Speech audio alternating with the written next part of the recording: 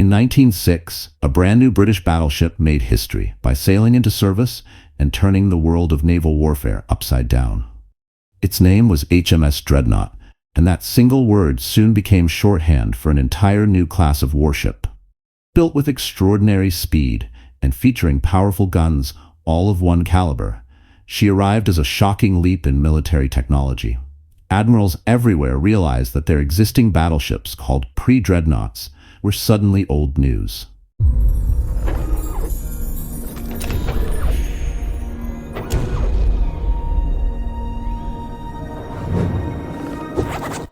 The story behind Dreadnought begins with Admiral Sir John "Jackie" Fisher, first Sea Lord of the Admiralty. Shortly after taking office in 1904, he commissioned various design studies, insisting on a battleship that would pack a uniform main battery of 12-inch guns and reach speeds of at least 21 knots. Beyond her revolutionary firepower, Dreadnought introduced steam turbine propulsion to a capital ship for the first time, which made her the fastest battleship in the world upon completion. Her influence was so great that a global naval arms race broke out almost immediately, especially between Britain and Germany in the lead-up to World War I. Other nations, including the United States and Japan, scrambled to catch up, sometimes altering their own designs mid-construction.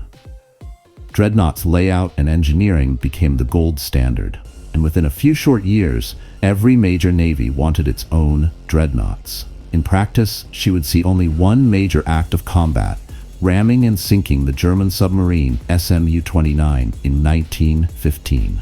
That made her the only battleship confirmed to have destroyed a submarine by ramming. Yet, despite this single dramatic encounter, her legacy endured far beyond her limited battlefield record, setting the stage for a revolution. At the turn of the 20th century, naval gunnery was changing. New range-finding devices and improved training were pushing the effective range of battleship guns beyond 6,000 yards. At these distances, only the largest shells were likely to inflict decisive damage. Smaller caliber guns had higher rates of fire, but the confusion of splashes and the growing threat of torpedoes at greater ranges made uniform big guns look like a better bet. In 1903, an Italian naval architect named Vittorio Cuniberti championed a future battleship with an all-big gun arrangement. He proposed a theoretical British ship of 17,000 tons, equipped with a dozen 12-inch guns and capable of 24 knots. The idea was bold, but not immediately adopted by Italy. Instead, Cuniberti published his thoughts in a prominent naval annual, hoping the Royal Navy might notice.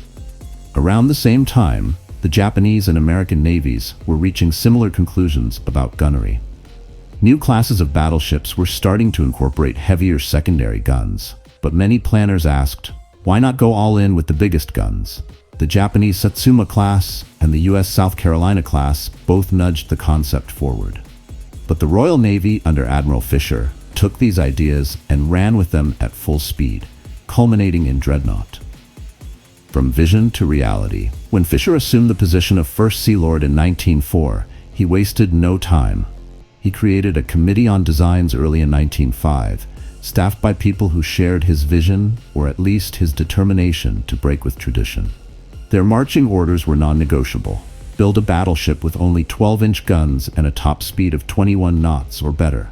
Every element of the design was placed under scrutiny. Superfiring turrets, where one turret sits above and behind another, were considered but rejected due to concerns about muzzle blast on the lower turret's sighting equipment. Steam turbines, invented by Charles Algernon Parsons, had already proven game-changing in smaller ships. The new design also included internal longitudinal bulkheads to protect the magazines and ammunition storage from underwater damage, an idea inspired by the survival of certain Russian ships in the Russo-Japanese War. With these decisions made, the team worked tirelessly to finalize blueprints. To build the new warship quickly, they standardized certain parts and simplified internal structures as much as possible. By the time everything was decided, an army of draftsmen transformed ideas into precise engineering drawings. Materials were ordered and prefabricated, waiting for the moment the keel would officially be laid down. Constructing a legend. Dreadnought took shape at His Majesty's Dockyard in Portsmouth, renowned for speedy shipbuilding. Even with an around-the-clock workforce of some 3,000 men, finishing a battleship in a single year was unheard of. Yet, they did it. With the hull parts already fabricated, large sections were ready to be welded or riveted into place almost immediately after the keel laying. On February 10, 1906, only about 4 months after construction began, King Edward VII launched the ship. Tradition called for a celebratory breaking of a champagne bottle against the bow, though in this instance, it took several attempts for the bottle to shatter. The mood was somewhat somber because the royal family had just suffered a bereavement. But the significance of the event wasn't lost on anyone. Final fitting out took place at a nearby dock, where workers installed turbines, gun turrets, and countless intricate systems for steering, electricity, and communications. After sea trials in October of 1906, it was clear the battleship's performance was outstanding. She even clocked in at over 21 knots during speed tests, confirming the power of her turbine engines. By December 1906, HMS Dreadnought joined the Royal Navy's fleet, an engineering marvel completed in a mere 15 months. Firepower and armor, a new standard. This battleship boasted 10 12-inch Mark 10 guns arranged in 5 twin turrets labeled A, P, Q, X, and Y. A and Y sat on the center line at the bow and stern, while P and Q were placed in wing positions near the forward superstructure. X stood toward the rear, also on the center line. Dreadnought could fire most of these guns in a broadside, ensuring devastating volleys against any enemy foolish enough to challenge her. Secondary weapons initially included numerous 3-inch quick-firing guns, though these were repositioned or removed over time for practical reasons and to make space for anti-aircraft pieces.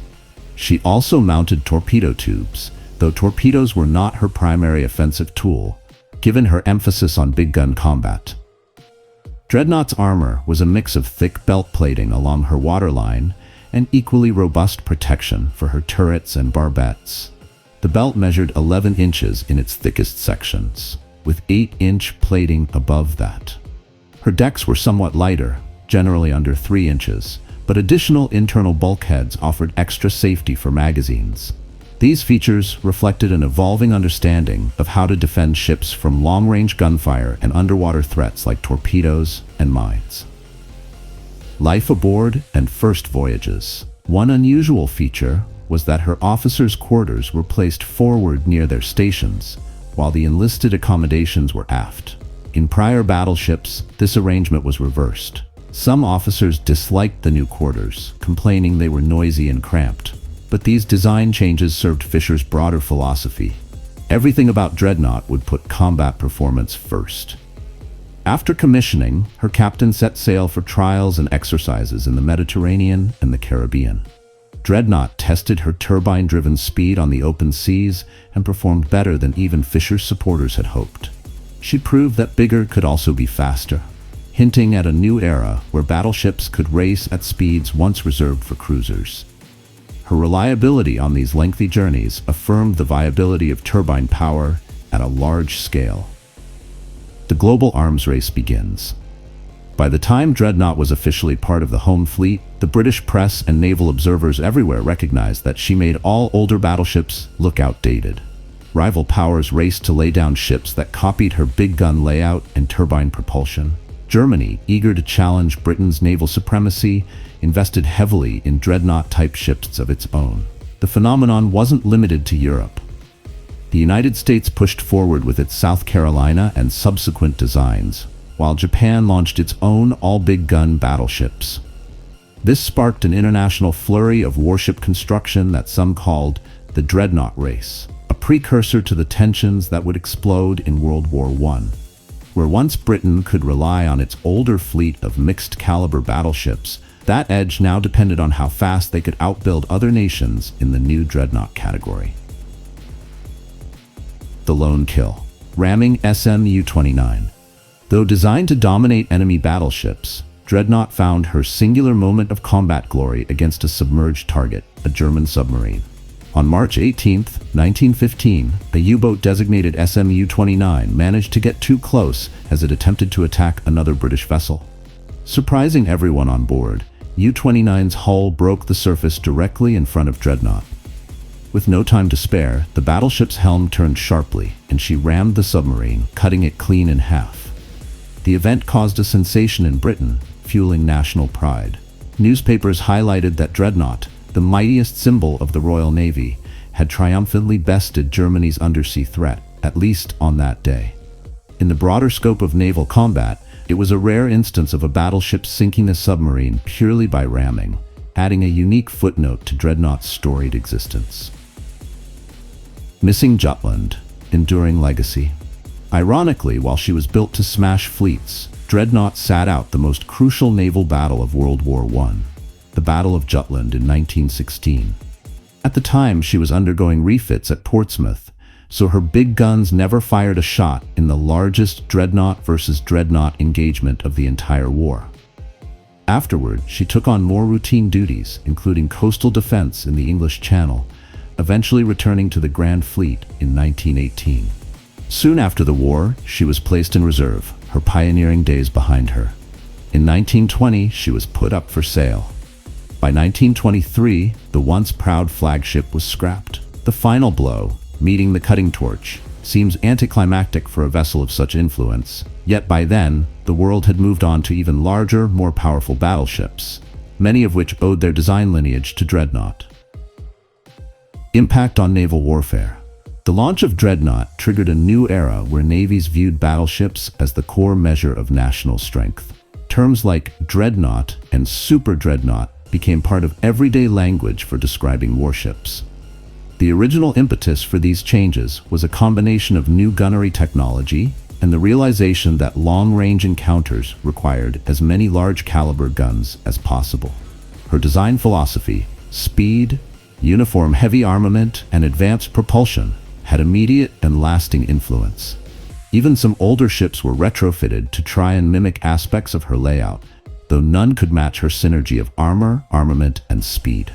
As nations competed to match or surpass the Royal Navy, they built bigger ships, culminating in some of the massive battleships that saw action in World War II. Beyond the steel hull, aside from her direct military contributions, Dreadnought's name became a byword for facing challenges without fear. This meaning resonated beyond naval circles. When guitar maker C.F. Martin and Company introduced a wide-bodied acoustic design, they called it the Dreadnought shape, emphasizing its formidable volume and presence, mirroring the battleship's overwhelming silhouette. Her story even found echoes in paleontology. In 2014, researchers discovered an enormous titanosaur fossil so huge they named the genus Dreadnoughtus, implying it was fear nothing, much like the battleship. Though the warship itself is long gone, the influence of HMS Dreadnought continues to pop up in surprising corners of culture and science. Inside Dreadnought's heart. Aboard the vessel, technology buzzed at every corner. Powered by multiple generators, the ship relied on an intricate electrical system that fueled lights, fans, and a range of other mechanisms. Gun aiming data traveled through a network of cables and electromechanical devices, a far cry from the old days of shouting orders through speaking tubes alone. In early tests, shells slammed downrange with uncanny accuracy, at least by the standards of the day, thanks to carefully coordinated turrets, rangefinders, and mechanical computers known as Dumaresques and range clocks. Over time, refinements came with each refit. New fire control directors, better rangefinders, and more advanced communication lines helped keep the big guns hitting the mark. Despite minor issues, like smoky exhaust from the forward funnel occasionally blinding spotters, she remained a remarkable testbed for emerging naval technology. Stepping into history. When people think of the mightiest battleships of all time, names like Yamato, Bismarck, and Iowa often come to mind. But none would exist in their recognizable forms if Dreadnought hadn't broken the mold first. Her inception was a thunderclap in the quiet arms race before World War I, proving that a single technological leap could reset everyone's strategic calculations. Yet, for all her prowess, Dreadnought's biggest contribution might have been psychological. She was a statement that the British Royal Navy, already large and well-funded, would not rest. They could outbuild competitors in quality and quantity if they chose. That assumption would be tested in the years leading up to 1914 as the German high seas fleet expanded. But for a moment, the Royal Navy had a champion that made every other battle wagon in the world look outdated. Postscript: the end of an era. After the armistice in 1918, Dreadnought lingered briefly with the fleet before moving into reserve. Disarmed by treaties or overshadowed by bigger ships, she was no longer vital to British defense. Selling her for scrap symbolized a new reality. Even a revolutionary vessel eventually becomes obsolete. But the memory of her design and the changes she inspired never truly faded. She remains a benchmark for how one innovation can ripple around the globe. Today, only fragments remain: small museum pieces, historical documents, and the intangible impact that spurred countless dreadnoughts to follow. She served as both the earliest blueprint for modern battleship warfare and a testament to how fleeting modernity can be once the technology race begins anew. Dreadnought stands as a pivotal figure in maritime history, showcasing the awe-inspiring power of the early 1900s and lighting the path toward epic naval clashes that would unfold in World War II. If this deep dive into lesser-known battleship lore ignited your curiosity, share it with someone who loves exploring untold histories. And if you're eager to unravel more mysteries of the seas, both famed and forgotten, join our journey by subscribing. Together, we'll sail further into the stories that shaped our past and continue to define our future.